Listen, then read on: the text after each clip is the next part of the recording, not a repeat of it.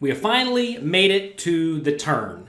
And in general, your turn strategy is not all that different than your strategy on the flop. You're still going to want to use your range analyzer to structure your hands to bet or check, except now you're generally going to be doing just a little bit less bluffing on the turn compared to when you are on the flop. So on the flop, if you think back, remember you could have roughly a 1-to-2 premium hand to draw ratio, right? Well, on the turn, that number is going to shrink to a 1-to-1 ratio. So on the flop, you could have 1/3 premium hands, 2/3 draws when you were bluffing with a polarized strategy. But now on the turn, that number is going to be closer to 50-50. The marginal made hands to junk is still going to be about 70-30, so that's not going to change when you go to the turn. On the river, by the way, you're going to have even fewer bluffs, but we'll discuss that when we get to the river later. So you're essentially going to need to find additional hands that you want to check with. And these hands are going to be usually premium hands on the flop, like top pair, top kicker. They get downgraded to marginal hands on the turn, such as when the turn brings an overcard, right? Let's say you have ace jack on jack 7-3. You bet, they call, turn is a queen. It's a pretty bad turn, right? Where your opponent could reasonably have a queen. They're not going to have a queen a ton, but if you have ace jack and it comes jack 7-3 2, that's still a very premium hand on the turn, right? But if the turn is a queen or a king, it's a strong marginal made hand or a weak premium hand. It's somewhere in there. If you had a hand like jack 10 or a queen jack and the turn brought an overcard, then that hand is pretty definitively a marginal made hand, right? So very often the premium hands that became marginal are going to be checking. And also your draws that got worse often don't want to bet. Like say you did have backdoor flush draw and backdoor straight draw with an overcard or something like that, and the turn just brings a complete blank to where none of your backdoor draws are possible on the turn. Well, now that hand becomes junk. Also, you're going to have some draws that are so good that you don't want to get bet or you don't want to get raised off of them after you bet. So say you do have something like a good flush draw. That's a hand where if you bet and get jammed on, you would conceivably have to fold it, and that would be really bad. So in that scenario, maybe you want to be checking that hand too. That almost plays kind of like a marginal made hand at that point, but we'll be discussing that as we move forward to the turn to make sure you're not going to bet in scenarios where you get blown off of your equity. So let's first discuss continuation betting on the turn. So what is a turn continuation bet? This is when the flop aggressor, meaning you bet the flop, continues betting on the turn. If there was no aggressor on the flop, and then you bet the turn, you're not a turn continuation better, you're just betting because you did not bet on the flop, right? So in order for there to be a turn continuation bet, there must have been a bet on the flop, and that person who bet the flop is the same person betting on the turn. So be really clear, you raise, let's say button, big blind calls, flop comes, big blind checks, you bet the flop, they call. On the turn, they check, you bet again. That's a turn continuation bet. All right, typically, in this scenario, the equities are going to become closer on the turn because whenever you bet the flop, as you're going to be doing with either a very wide strategy or with a somewhat polarized strategy, and your opponent calls, they have in theory folded out all of their junk or the vast majority of their junk, right? So when they check call your flop bet, their range gets substantially stronger. So let's say you're in a scenario where you continuation bet your entire range on the flop, and your opponent folds out the bottom 20, 30, 40, 50% of their range on the flop. Now the ranges just must be a whole lot closer, right? So in most scenarios on the turn, whenever you are making a turn continuation bet, you're going to want to be using a very polarized strategy where you're betting your best hands and your draws. And you're always going to want to think about how the turn card interacts with both players' ranges to see who has the range advantage and to see who has the nut advantage. We're going to be going through all sorts of examples of this to make it really clear when you have the range advantage and nut advantage and how that impacts your strategy. So you're going to want to consider the type of turn card that comes because quite often cards that are similar will impact your range in similar ways. An overcard, for example, usually favors the continuation better because they're going to continuation bet with a lot of random overcard hands. So then when an overcard comes on the turn, that's going to be okay for them, right? Also, sometimes draws can complete. Sometimes boards can pair. So the top card, middle card, or bottom card can pair on the turn. And sometimes the turn's going to be a complete blank. So let's discuss, for the flop aggressor, which turn cards are particularly good. And when you do get a card that is particularly good, it increases your equity, your EV, right? And when your equity increases, that typically allows you to bet more frequently. Not always, but usually.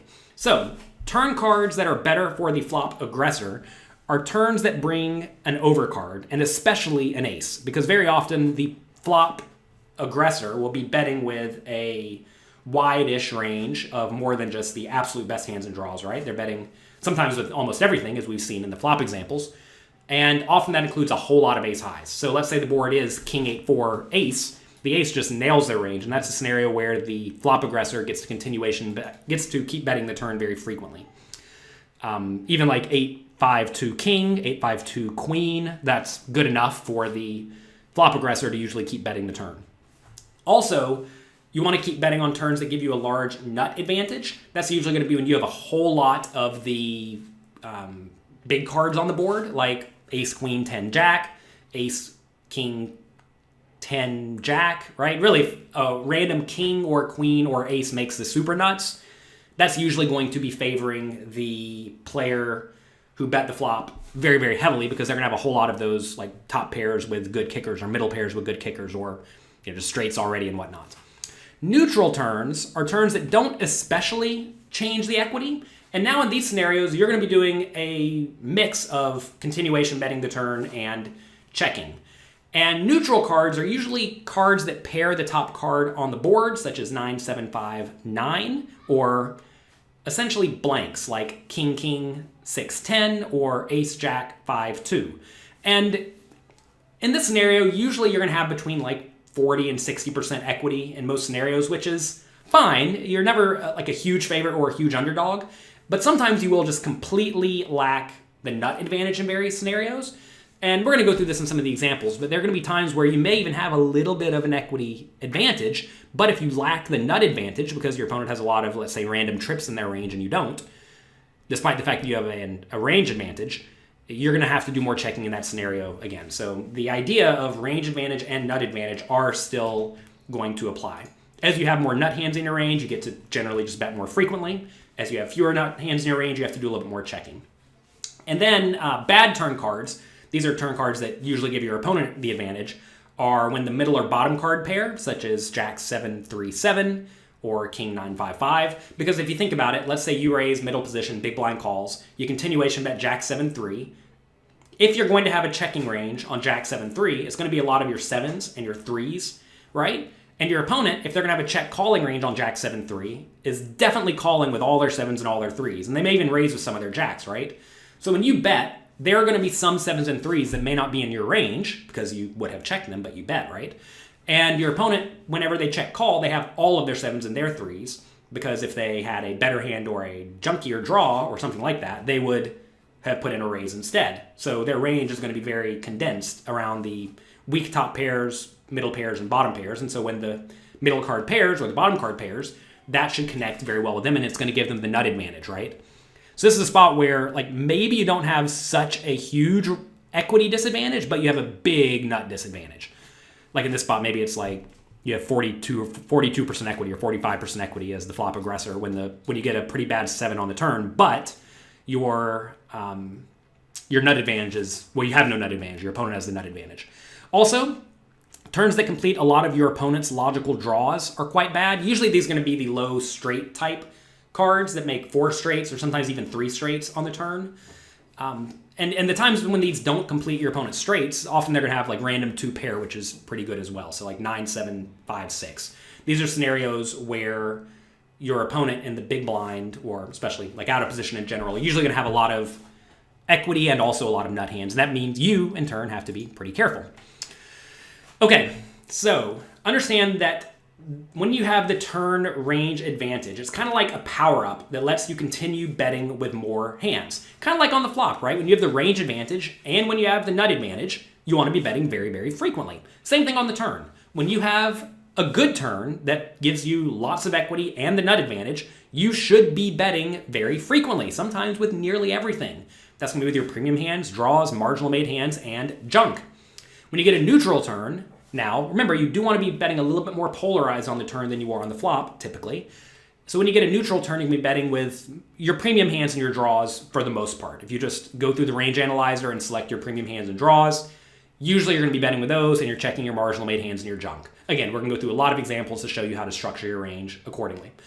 And then when you get a bad turn, like say you do get one of those low 4-card straight turns that's just terrible for you, when your opponent does check, very often you're going to want to be checking with almost everything. And when you are betting, your betting range is going to be incredibly polarized. Like say the board is a 4-card low straight, you're really just betting with like straights and sporadic bluffs that have no showdown value. And you're not betting with stuff like sets and 2 pairs and over pairs and whatnot, because it's just too likely you're beat, because your opponent could be checking with that easy straight that they could have in their range. Also, just like on the flop, you should be checking more often when you're out of position. So again, that's another similarity on the flop compared to the turn. In general, on the turn, remember, you want to be bluffing a little bit less often. And a way to do that is to essentially check with some of your draws. So recall that the ranges are typically stronger, usually like a little bit better, more condensed on the turn. Not in a weak way, but in a strong way. And essentially your opponents are more likely to have a hand that's pretty good, that could potentially raise you. So when you have a draw that's pretty good, you have to protect against being raised off of your equity. For example, you have a flush draw and a gut shot giving you something like 28% equity against your opponent's best hands. Like say you have queen, jack of spades, and the board is 10 of spades, 9 of spades, 3 of diamonds, right? In that scenario, even if your opponent has a really strong hand, you have 28% equity, maybe even more, depending on how weak their really, really strong hand is. But in this scenario, if you bet and your opponent goes all in, often you're going to need to win more than 28% of the time to justify calling. You may need to win 33% of the time or 35% of the time, depending on the stack depth. So in this scenario, even though you don't really have a ton of showdown value with that king, queen of spades, you don't want to bet it, because if you bet and get raised all in, it is horribly, horribly, horribly, horribly, horribly bad for you.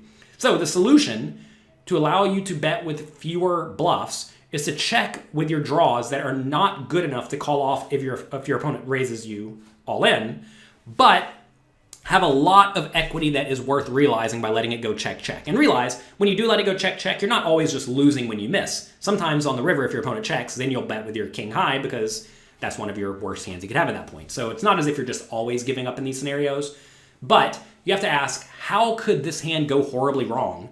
And a way that any poker hand can go horribly wrong is for you to have a lot of equity and then have to fold a lot of equity. So in this scenario, typically on the turn when you're betting, you're going to be more polarized, usually with your best hands, your premium hands, your super nut draws that can call off against a raise. This may be pairs plus draws or the nut draw that beats all the other draws.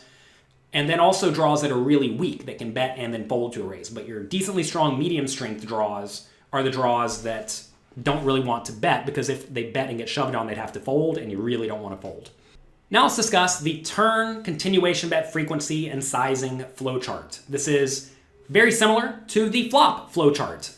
And you're going to find that your frequency is again determined by if you have a lot of equity and a nut advantage on the turn. So when you get a turn that's particularly good for you, usually this is going to be the random overcards, right? These are going to be turns that you get to bet very frequently, 75% of the time, or sometimes even more. Usually you're not betting 100% of the time on the turn, but often you will be betting pretty frequently whenever you get a very good turn card. When you get a neutral turn card, you're going to be doing a decent amount of checking, sometimes like 50, 60% of the time. And that makes sense, because now we're just betting pretty polarized. You're just betting your best hands and your draws. And then when you get a bad turn card, one that gives your opponent a decent amount of equity, you're going to want to be betting infrequently, usually with just your very, very strong nut hands and your junky draws. We have a few additional bad turns here that we didn't mention earlier. Notice here we have like a 4 diamond board. The 4 diamond boards, or 4 to a flush boards, are particularly bad for the initial raisers if there are a bunch of high diamonds or high cards of the suit on the board. And that's because if you think about, let's say under the gun raises, big blind calls, under the gun actually does not have a whole lot of king of diamonds here. They really only have ace with the king of diamonds and king of diamonds with the queen. They're probably not raising king, jack, king, 10, etc. They could have pocket kings as well, but really that's not all that many combinations of it. Whereas the player in the big blind would play a lot of king of diamonds X pre-flop, and they would check call all the king of diamonds X on the flop, right? So this is a spot where big blind actually has a lot of equity in this scenario. Same thing on this other 3 flush board. Also in this scenario, like king, king, 6, 6, this is a spot where when your opponent check calls, they have a whole lot of kings and a whole lot of 6s on the flop. And you have to then proceed with caution, even though you do have some kings in your range. So anyway, these are bad turns, and on bad turns, you want to be checking very, very frequently, usually betting with just the absolute best hands and some junky draws. In terms of sizing, same thing as on the flop. Do we have the range advantage? If we do, we want to ask, do we have the nut advantage? If we don't, we're going to want to be betting on the smaller side. If we do, we want to ask, how well does the opponent's range connect with the board? If it does not connect especially well, usually when the board's uncoordinated, you're going to want to bet on the smaller side. If your opponent's range connects very well with the board, meaning they're going to have a lot of hands that can reasonably continue, you're going to want to be betting using a larger size. And if you do not have a range advantage, you know you're betting polarized, right? Down here, you're betting infrequently. And if we're betting infrequently, we want to be betting using a large size. So that's how you go about playing on the turn when determining when to continuation bet. We'll take a look at a lot of examples to make this situation even more clear to you.